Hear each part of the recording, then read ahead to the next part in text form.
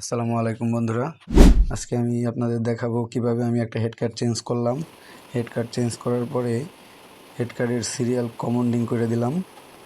যেরকম আমি এই যে 6 নাম্বারের হেড কার্ডটা চেঞ্জ করব, তারপরে সুতা কাটার পরে এটা মনিটরে 6 নাম্বার শো করবে না। তো সেক্ষেত্রে আমাকে সেটা কমান্ডিং করতে হয়।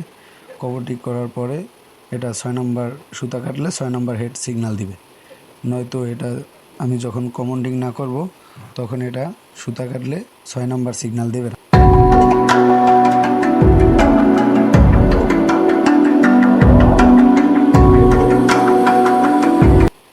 এই যে আমি হেড কাটটা লাগাবো, হেড কাটটার নাম্বার হচ্ছে 0209।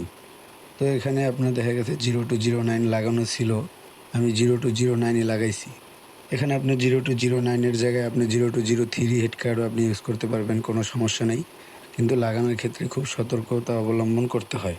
আর একটা জিনিস লক্ষ্য করতে হবে, আপনার এই হেড কাট লাগানোর সময় অবশ্যই মেশিনের পাওয়ার অফ করে রাখতে হবে। মেশিনের পাওয়ার অফ করা ছাড়া কেউ হেড কাট লাগাবেন না।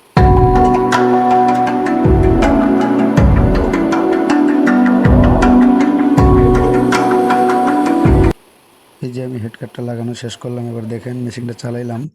এই যে আমি হুইল ধরলাম, সিগন্যাল দিল, ওই যে ওখানে নাম্বার শো করলো না। এবার আমরা দেখব 528 মনিটরে কোন প্রোগ্রামে ঢুকে হেড কাট কমান্ডিং সিরিয়াল করতে হয়।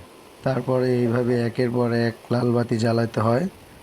লাল বাতি জ্বালানোর পরে এখানে এই যে মনিটরে শো করবে।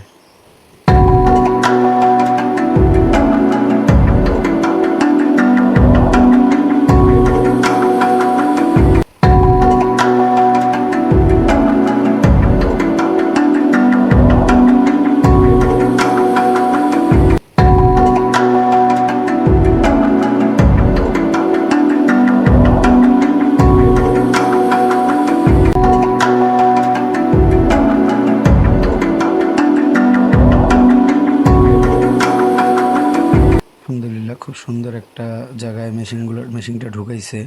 তো দেখতে দেখতে আমাদের কমান্ডিং করা শেষ হলো ইনশাল্লাহ। এবার সুতা কাটলে অবশ্যই 6 নাম্বার সিগন্যাল দেবে ইনশাল্লাহ।